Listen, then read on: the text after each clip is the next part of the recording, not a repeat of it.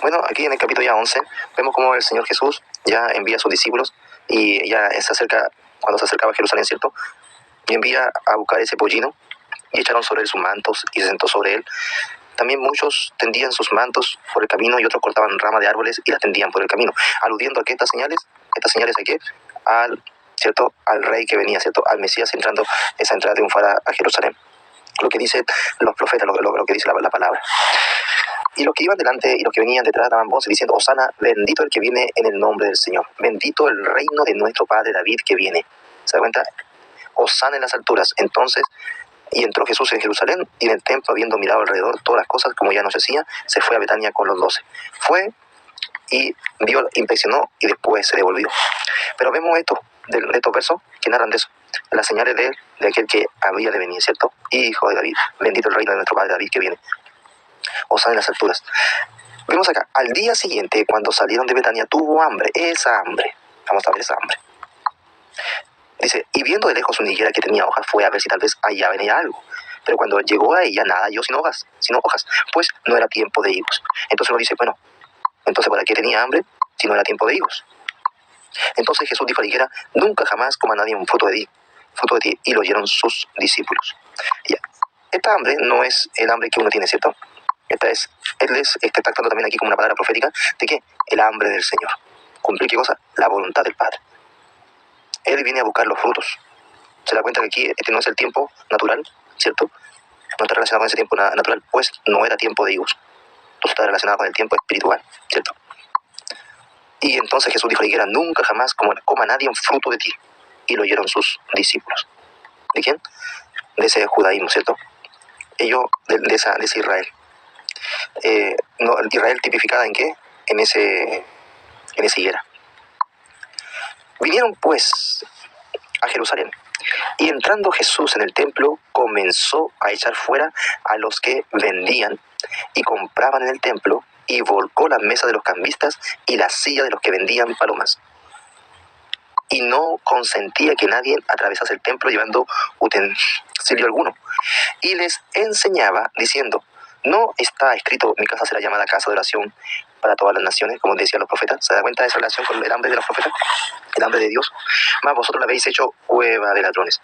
Y oyeron los escribas, los que estaban encargados, y los principales sacerdotes, y buscaban cómo matarle, porque le tenían miedo, por cuanto todo el pueblo estaba admirado de su doctrina. Pero al llegar la noche, Jesús salió de la ciudad. Entonces, no se sabe cuánto tiempo estuvo, pero lo que ocurrió. Pero al llegar la noche, salió Jesús de la ciudad. Y pasando por la mañana, vieron que la higuera se había secado desde las raíces. Considere eso. Desde las raíces se había secado esa higuera. Entonces Pedro, acercándose, le dijo, maestro, mira, la higuera que maldijiste se ha secado. Respondiendo Jesús, le dijo, tened fe en Dios. Esto está muy relacionado con esto, ¿cierto? Esto está relacionado con él, con el templo, con la maldición, con el hambre, que Dios venía a buscar sus frutos y no halló, ¿cierto? Y viene relacionado a esto, tened fe en Dios. Porque de cierto digo que cualquiera que dijera a este monte, quítate y échate en el mar, y no dudare en su corazón, si no creyere que será hecho lo que dice, lo que diga le será hecho. Esto no es decir cualquier cosa, sino que esto está relacionado con ¿qué? Con ese hambre que el Señor tenía de la pared, ¿cierto? En la voluntad de Dios. Por tanto, os digo que todo lo que pidierais orando, creed que lo recibiréis y os vendrá. Esto está relacionado con ¿qué? Tener fe en Dios. Mira lo que pasó con la raíz de la higuera. Tener fe. Por tanto, os digo que todo lo que pidierais orando, creed que lo recibiréis y os vendrá. Y cuando estéis orando, perdonad si tenéis algo contra alguno, para que también vuestro Padre que está en los cielos os perdone a vosotros vuestras ofensas. ¿Por qué tiene esta enseñanza? ¿Qué querían hacer con él? Matarle. ¿Qué querían hacer con él? Matarle, ¿cierto? Ahí está en el verso 18. Ellos querían matarle. Pero ¿qué es lo que hacían los otros? Oían la palabra. ¿Por qué entonces también está relacionado con el ciego de Jericó? Porque el que no viene no puede sacar la ceguera. Tener fe en Dios. Porque de cierto digo que cualquiera que diga tijera este monte, ¿se da cuenta? Por tanto digo que todo lo que pides orando, creed que lo recibiréis y os vendrá. Y cuando estéis orando, perdonad si tenéis algo contra alguno, para que también vuestro Padre que está en los cielos os perdone a vosotros vuestras ofensas. Porque si vosotros no perdonáis, tampoco vuestro Padre que está en los cielos os perdonará vuestras ofensas. Entonces esto está relacionado con ¿qué? con esa fe, de creer en las palabras del Señor Jesús, relacionado con el Rey, y relacionado también con que se está hablando de esta comunidad. La comunidad tal vez ya están entendiendo de qué, del sacrificio de Cristo en la cruz, ¿cierto? Que han recibido qué, el Espíritu Santo, y que también han recibido qué, la comunión entre ellos, y también esa unidad de qué, unidad en la unos a otros, perdonados los unos a los otros, porque vosotros sois el templo del Señor. Y como templo del Señor, hemos visto recién el juicio que se le hace a Israel. En el templo, en el corazón de Jerusalén, no han querido recibir al Señor. ¿Y qué hicieron? Lo negaron, y la contraparte es como ellos recibieron algunos: Hosana al Hijo de David, al reino del Hijo de David, ¿cierto? Al reino de Dios. Esa manera de provocar la alabanza de los niños, ¿cierto? En la boca de los niños perfeccionará la alabanza. Entonces, vemos cómo en una parte está creciendo, ¿cierto? Pero en otra ha sido totalmente oscurecido lo que es el templo. Y la imagen de esa higuera, ¿cierto? Es el juicio que viene. El Señor viene a buscar fruto y no halló nada. Y hubo juicio. Y así también, ese juicio está representado también para los oyentes de esta carta en los siglos de los siglos de los siglos, hasta el día de hoy, para que comprendamos.